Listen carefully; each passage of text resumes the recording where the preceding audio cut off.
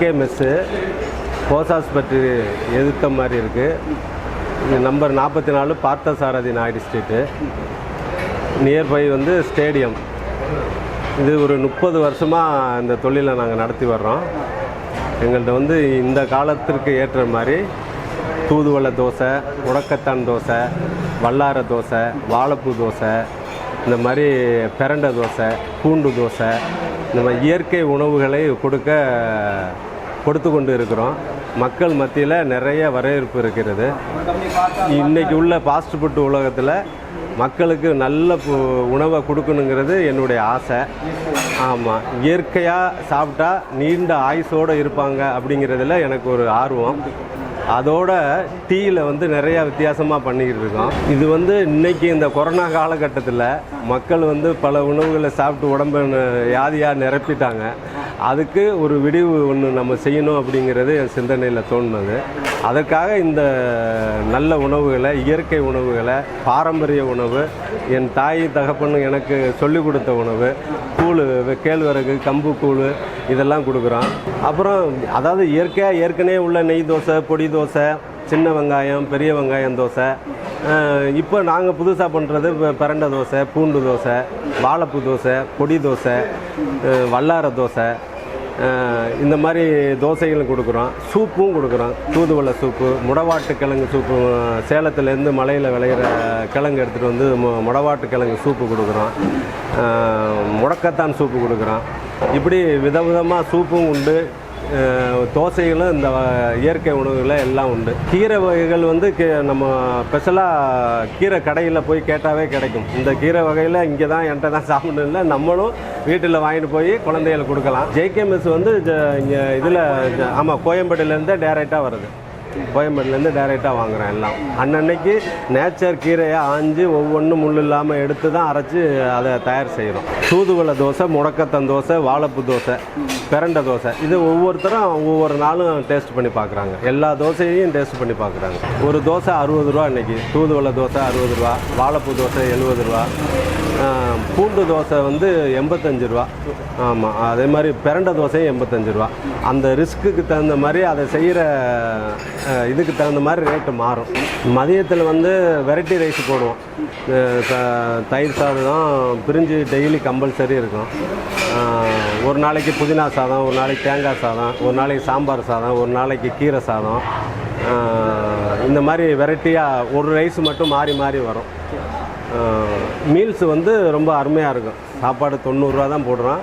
சாப்பாடு வந்து கூட்டு, பொரியல், சாம்பார், வத்த குழம்பு, ரசம், மோர், ஊறுகாய் இது உள்பட சாப்பாடு வந்து 90 ரூபா தான். பருப்பு, ஒரு நாளைக்கு பருப்பு நெய் போடுவோம். ஒரு நாளைக்கு முருங்கைக்கீரையை வெண்ணெயில் வறுத்து போடுவோம். அதெல்லாம் எந்த ஹோட்டலில் இப்போ நீங்கள் பார்த்துருக்க மாட்டீங்க. அப்புறம் ஒரு நாளைக்கு புளிச்சாக்கீரை போடுவோம். ஒரு நாளைக்கு பொடி நெய் போடுவோம். அப்படி மாறி மாறி வரும். மாலையில் வந்து 4 மணிக்கு வாழைப்பூ வடை போடுவோம். மத்தியானம் 12 மணிக்கு பொன்னாங்கண்ணி கீரை வடை போடுறோம். ஈவினிங்கில் வந்து போண்டா, அது போக கொழுக்கட்டை, பணியாரம், கேழ்வரகு கொழுக்கட்டை, கம்பு கொழுக்கட்டை, பணியாரத்தில் வந்து ஸ்வீட்டு, காரம், இந்த மாதிரி ஈவினிங்கு அது ஒரு 5, 6, 7 மணி வரையும் இந்த ஸ்நாக்ஸ் போயிட்டே இருக்கும்.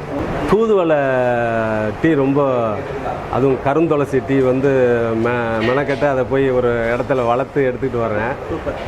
துளசி டீ ரொம்ப அருமையாக இருக்கும்.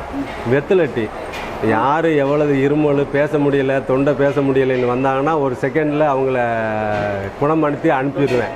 ஆமாம், சளி எனக்கு ஓவராக இருக்குன்னு வந்தாங்கன்னா அதுக்கு ஒரு சித்திரத்தை பொடியை தேனில் குழப்பி கொடுத்து அனுப்பிச்சிடுவேன். மறுநாள் வந்து சூப்பராக இருக்குன்னு சொல்லுவாங்க.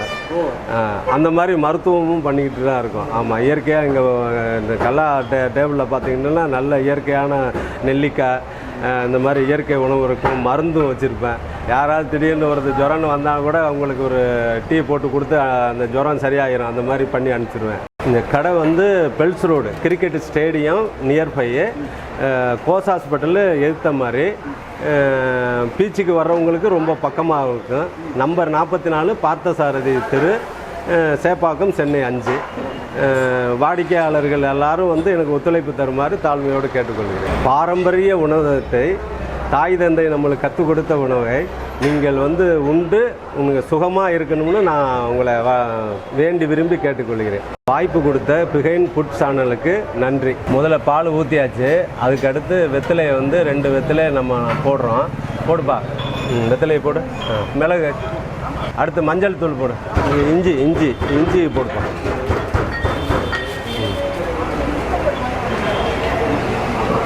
பால் நல்லா கொதிக்கட்டும்.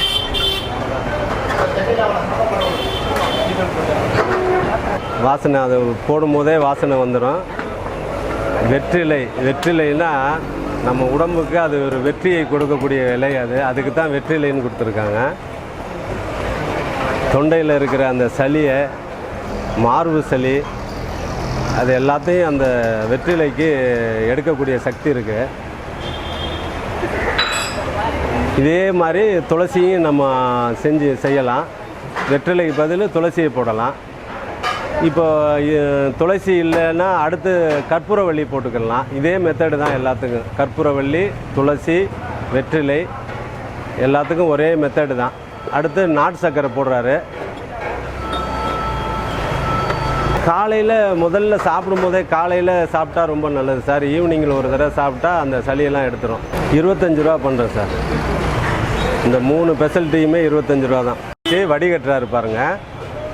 ஆமாம், அந்த கலரு எல்லாத்தையும் நீங்கள் அதை செக் பண்ணி அதை குடித்து பார்க்கும்பொழுது உங்கள் உடம்புக்கு எவ்வளவு ஆரோக்கியமாக இருக்குங்கிறத நீங்கள் குடித்து பார்த்தா தான் தெரியும். சார், இதுதான் வெத்தலை டீ. நீங்கள் இதை டேஸ்ட் பண்ணி பாருங்கள்.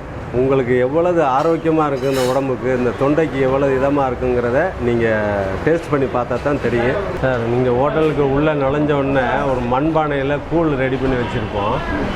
அதுக்கு பிறகு நீங்கள் அந்த சிகப்பு புட்டரிசி, அந்த காலத்தில் அரசர்கள் சாப்பிட்ட உணவு, அதெல்லாம் கவுனி அரிசி அந்த மாதிரி சொல்லுவாங்க. அதுக்கு முதல்ல நாங்கள் அந்த சிகப்பு புட்டரிசியை வந்து நாட்டு சர்க்கரை, தேங்காய் எல்லாம் மிக்ஸ் பண்ணி கொடுப்போம். அது உடம்புக்கு ரொம்ப ஹெல்த்தியானது. அது ஸ்நாக்ஸ் மாதிரி சாப்பிட்றாங்க. இப்போ காலையில் அவிச்ச கொண்டக்கடலை கொடுப்போம். அடுத்து அவிச்ச வேர்க்கடலை, கேசரி, ஸ்வீட்டு விரும்புகிறவங்க கேசரி, அதில் ஒரு கலர் சேர்க்காம இன்றைக்கி உள்ள கார்பரேஷன் அறிவுரைப்படி கலர் சேர்க்காத ஒரு கேசரி ரெடி பண்ணுறோம். சார், நீங்கள் இப்போ பார்க்குறது வாழைப்பூ தோசை. முதல்ல வாழைப்பூவை உரித்து அந்த உள்ள நாருன்னு ஒன்று இருக்குது, அந்த நாரை எடுக்கணும், நரம்புன்னு சொல்லுவாங்க. அதை எடுத்துட்டு அப்படியே கட் பண்ணி மிக்சியில் போட்டு அரைச்சி, அடுத்து நம்ம தோசை மாவில் அதை மிக்ஸ் பண்ணி டைரெக்டாக தோசையில் இது பண்ணணும். மேலே தடவுனோம்னா உங்களுக்கு அது வந்து கரெக்டாக ரத்தத்தில் அந்த வாழைப்பூனுடைய பவர் கிடைக்காதுங்கிறதுக்காக இந்த மாதிரி மாவுலேயே மிக்ஸ் பண்ணி கொடுக்குறோம் சார். பூண்டு, சீரகம், பச்சை மிளகா, நம்ம கட் பண்ணுனா வாழைப்பூ, ஆமாம், எல்லாம் போட்டு நம்ம வந்து 2 மிளகும் சேர்த்துக்கிறோம். அதில் போட்டு அரைக்கணும். அரைச்ச வாழைப்பூவோட இந்த மாவு போட்டு கலக்கிறோம். கலந்து டைரெக்டாக அப்படியே கல்லில் போட வேண்டியதான். பச்சை வாடை ஆமாம், அதெல்லாம் இதுதான் உங்களுக்கு நீங்கள் பார்க்குற வாழைப்பூ தோசை. இதே மெத்தடில் தான் தூதுவளை தோசை, உடக்கத்தான் தோசை, வல்லார தோசை, பிரண்டை தோசை வந்து ஆல்ரெடி பூண்டு இதெல்லாம் போட்டு, இது வந்து லைட்டாக இட்லி பொடி. அது அந்த லைட்டாக காரத்துக்காக, டேஸ்ட்டுக்காக இட்லி பொடி.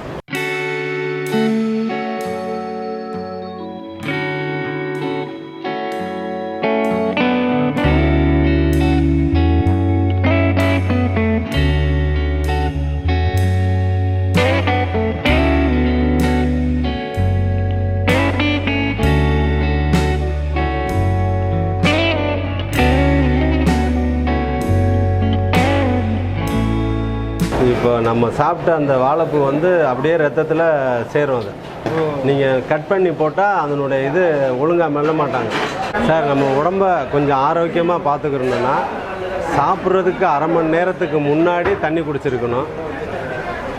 சாப்பிட்டது பிறகு அரை மணி நேரம் சென்று தான் தண்ணி குடிக்கணும்.